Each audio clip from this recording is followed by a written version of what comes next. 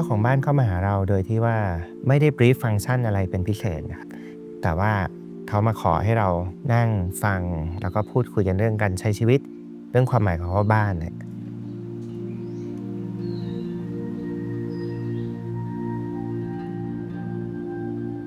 ถ้าเราเข้าใจจริงๆเนี่ยมันกลายเป็นความรักที่ต้องไม่ควบคุมนะฮะความห่วงใยที่ไม่กังวลแล้วก็สร้างความเข้มแข็งให้เขาเติบโตไปในทางของตัวเอง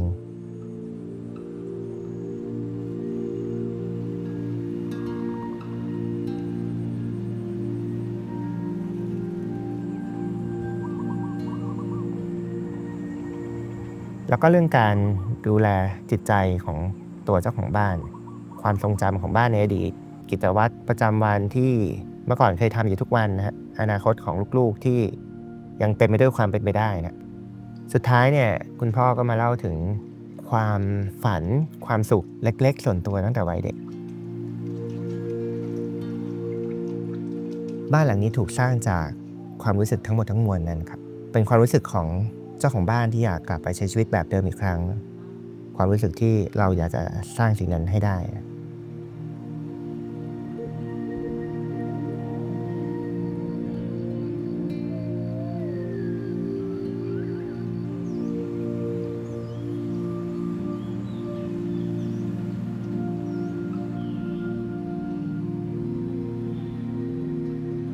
ที่ดินแปลงนี้ตั้งอยู่ในกรุงเทพนะครับแล้วก็อยู่ปลายซอยของ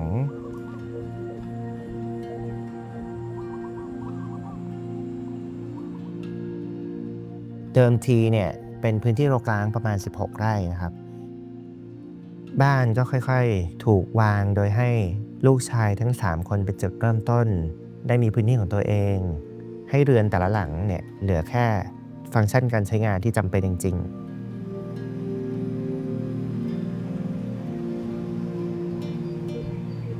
ต้นไม้ก็เติบโตตามธรรมชาตินะฮะอาจจะเป็นพวกวัชพืชอะไรบ้างแต่ก็ไม่มีใครเข้ามาใช้พอเราได้ใช้เวลาสำรวจพื้นที่สิ่งที่เราเริ่มไม่ใช่แค่การออกแบบบ้านหลังนี้แล้วเราเริ่มเห็นภาพของระบบนิเวศขนาดใหญ่ครับที่มันเคยอยู่ตรงนี้มาก่อนแล้วมันก็สิ่งที่เราสนใจเนี่ยมันไม่ใช่แค่การออกแบบบ้านละมันเริ่มขยายกลายเป็นระบบนิเวศขนาดใหญ่ที่มันเคยเติบโตอยู่ตรงนี้มานานหลายสิบปี ซึ่งมันคือธรรมชาติที่มันเกิดขึ้นเองมาเนิ่นนานมากๆที่ไม่ได้ถูกมนุษย์ประดิษฐ์ขึ้นมานะ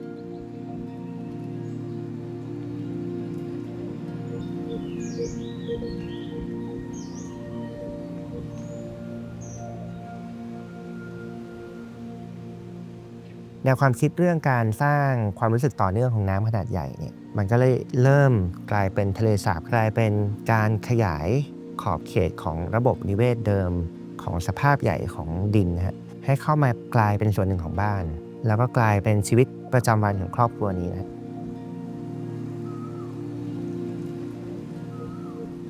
ซึ่งแทนที่เราจะมองธรรมชาติเป็นสิ่งที่มันถูกจัดวางเอาไว้ให้ดูนะฮะแต่ว่าทะเลสาบที่เราทำขึ้นมาเนี่ยมันกลายเป็นการอนุญาตให้วัชพืชให้น้ำแมลงสัตว์ต่างๆเนี่ยได้เติบโตขึ้นมาจริงๆนะครับได้มีขนาดที่กว้างขึ้นมาด้านนี้นะฮะ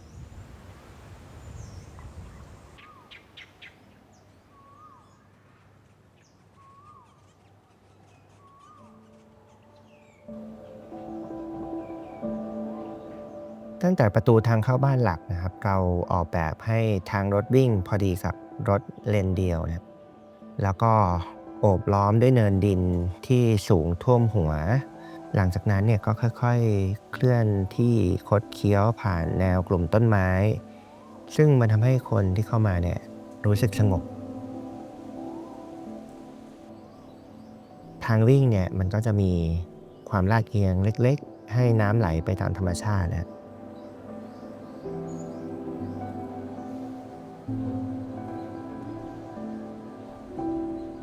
พอผ่านอุโมงค์ต้นไม้เนี่ย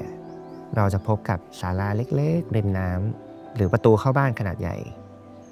การออกแบบประสบการณ์การมาถึงบ้านที่เงียบสงบเนี่ยมันทำให้จุดเริ่มต้น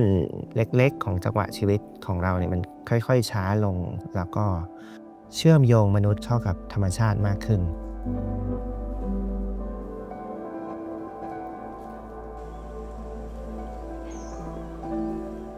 แต่แทนที่จะสร้างบ้านหลังใหญ่หลังเดียวให้ครอบครัวอยู่ด้วยกันเนี่ยเราเลือกที่จะออกแบบพื้นที่ใช้สอยนะครับออกเป็นเรือนเล็กๆทุกๆคนในครอบครัวรวมไปถึงลูกชายทั้ง3คนได้มีพื้นที่ที่เป็นส่วนตัวสำหรับการใช้ชีวิตและการเติบโตโดยที่ยังอยู่ใกล้ชิดพ่อแม่หัวใจของมันเนี่ยคือการทำให้คนมีความเป็นส่วนตัวไปพร้อมๆกับความเป็นอิสระ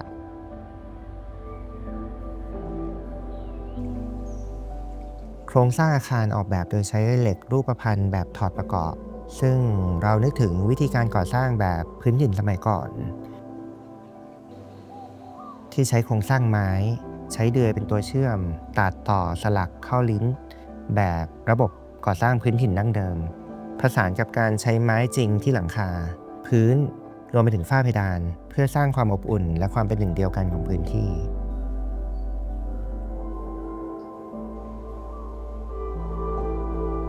แนวหลังคาเริ่มจากระดับต่ำยื่นยาวเพื่อให้เกิดร่มเงาและความรู้สึกพอดีแล้วก็ค่อยๆยกสูงขึ้นเพื่อให้อากาศและแสงธรรมชาติไหลเข้าสู่ภายในรูปทรงโดยรวมเรียบง่ายใช้งานได้จริงแล้วก็ใช้เท่าที่จำเป็นมันเป็นกลิ่นอายของสถาปัตยกรรมไทยแบบพอดีแล้วก็ร่วมสมัยกับยุคสมัยนี้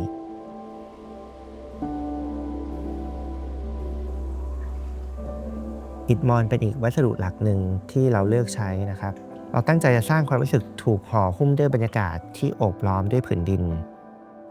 วัสดุเนี่ยจะให้ความรู้สึกหนักมันเลยช่วยถ่วงสมดุลให้กับความรู้สึกบางเบาของเหล็กแล้วก็ไม้และยังทำให้ภายในอาคารเย็นขึ้นในเวลากลางวันแล้วก็รู้สึกปลอดภัยในเวลากลางคืนเราพยายามเชื่อมโยงชีวิตเข้ากับสถาปัตยกรรมแล้วก็เชื่อมโยงสถาปัตยกรรมเข้ากับธรรมชาติอีกทีหนึ่ง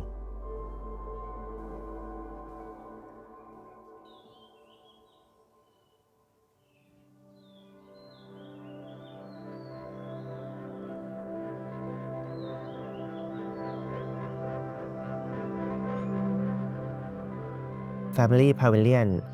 ตั้งอยู่ตรงกลางเป็นหัวใจของบ้านเป็นศูนย์รวมกิจกรรมทุกอย่างให้ครอบครัวได้ใช้เวลาร่วมกันพื้นที่ส่วนกลางที่จำเป็นต้องใช้ด้วยกันเหมือนเมื่อก่อนที่อยู่บ้านหลังเดียวกันเช่นโต๊ะทานข้าวแพนทรีใหญ่โครงกลางอาหารต่างๆเนี่ยก็ถูกเอามาจัดวางไว้ในเรือนหลักทั้งหมด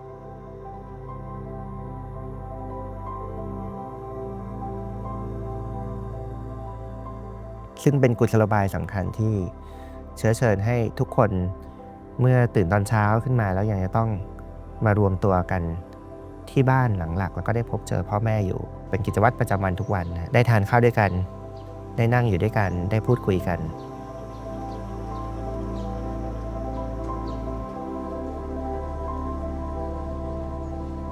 ทางเดินไม้จริงเป็นส่วนสำคัญที่จะช่วยเชื่อมตัวบ้านเข้าไปสู่ผืนน้ำและธรรมชาติ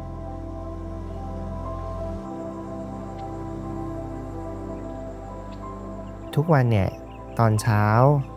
ก่อนที่เจ้าของบ้านจะออกไปทำงานทางเดินไม้ที่มันนำสายตาเราไปสู่น้ำเนี่ยเราจะได้เห็นจุดหยุดคิดแป๊บหนึ่งของเขาก่อนที่จะ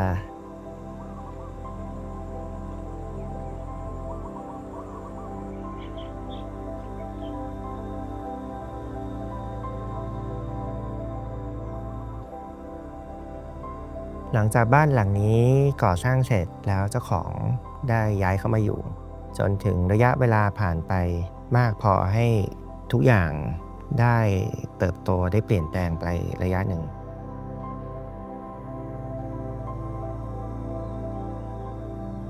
ผมก็ได้พบว่าบ้านเนี่ยจริงๆแล้วมันคือสิ่งที่ค่อยๆถักทอขึ้นมาจากสถานที่นั้นจริงๆถักทอขึ้นมาจากคนที่อยู่อาศัยนั้นจริงๆ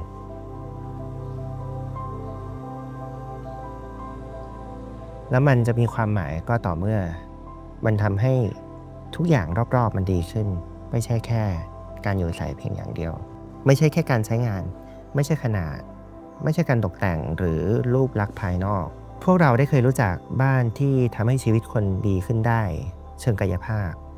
แต่บ้านหลังเนี่ยเราได้มีโอกาสได้เติมเต็มจิตวิญญาณเติมเต็มหัวใจปล่อยวางสิ่งที่ยึดติดแล้วให้เขาได้เติบโตไปในอนาคตด้วยการได้อยู่กับปัจจุบัน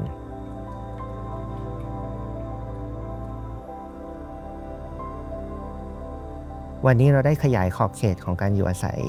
แค่ที่อยู่ของมนุษย์ไปสู่สิ่งมีชีวิตอื่นๆรอบๆต้นไม้ดอกไม้แมลงสัตว์น้ำนกผีเสื้อและอื่นๆสำหรับผมสถานประจำเนี่ยมันไม่ใช่เรื่องของการคิดรูปทรงใหม่ๆหรือการทดลองสร้างการใช้งานใหม่ๆให้กับงานออกแบบหลายครั้งมันคือสิ่งที่พิเศษที่มันถูกต้องที่สุดมันมีอยู่แล้วในพื้นที่นั้นๆหรือมันอาจจะซ่อนอยู่ในส่วนที่ลึกที่สุดของหัวใจของคนที่อยู่อาศัยขอแค่เราตั้งใจฟังจริงๆทำความเข้าใจแก่นแท้ของมันแล้วก็รอให้เราไปค้นพบเท่านั้นเอง